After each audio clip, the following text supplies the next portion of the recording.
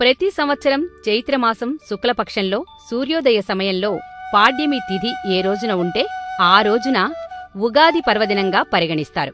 ఇంకా బ్రహ్మదేవుడు తన సృష్టిని ప్రారంభించిన తొలి రోజుకు ప్రతీకగా ఈ ఉగాది పండుగను జరుపుకుంటారు. ఉగాది రోజున శ్రీరాముణ్ణి ఆరాధించటంతో పాటు శక్తి ఆరాధనకు కూడా విశిష్టమని పురోహితులు చెప్తున్నారు.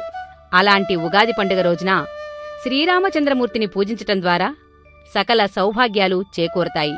ఇంకా శ్రీరాముని ఆరాధన, శ్రీమద్ రామాయణ పారాయణం చేయటం ద్వారా సకల సంతోషాలు ప్రాప్తిస్తాయని విశ్వాసం.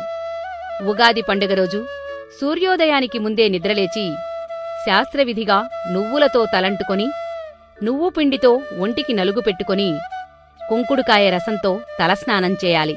తిలకధారణ, నూతన వస్త్రధారణ అనంతరం భగవంతుణ్ణి పూజించాలి.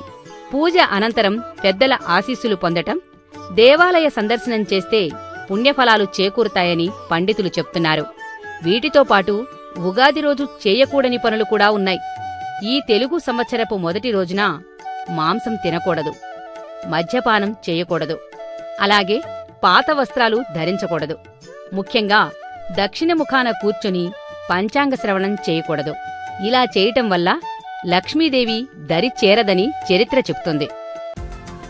ఈ వీడియో గనక మీకు నచ్చినట్టయితే లైక్ చేయండి, షేర్ చేయండి, సబ్స్క్రైబ్ చేసుకోండి.